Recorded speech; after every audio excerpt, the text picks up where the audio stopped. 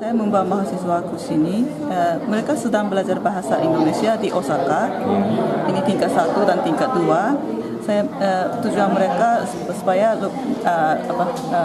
mereka bisa belajar bahasa Indonesia dan sekalian mereka mau belajar tentang kebudayaan dan masyarakat Indonesia, khususnya di Aceh. Dan mereka akan mulai besok akan membuat wawancara kepada mahasiswa, dan dengan wawancara itu mereka bisa belajar bahasa Indonesia dan juga bisa belajar tentang masyarakat Indonesia. Itu yang tujuan mereka. Ada fakultas studi asing. Ada 25 bahasa dan ini dari jurusan bahasa Indonesia. Oh, ada prodi bahasa Indonesia. Iya.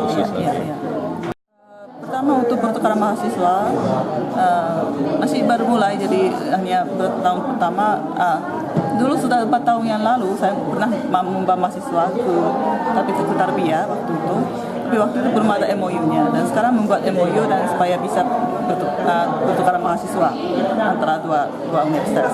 Dan setelah itu sebenarnya sudah lama kerjasama dengan Pak Arifin Hasnul Arifin Melayu tentang menyelamatkan naskah. Itu masih mau diteruskan programnya untuk restorasi dan digitalisasi naskah. Tapi itu juga harus dipikirkan nanti.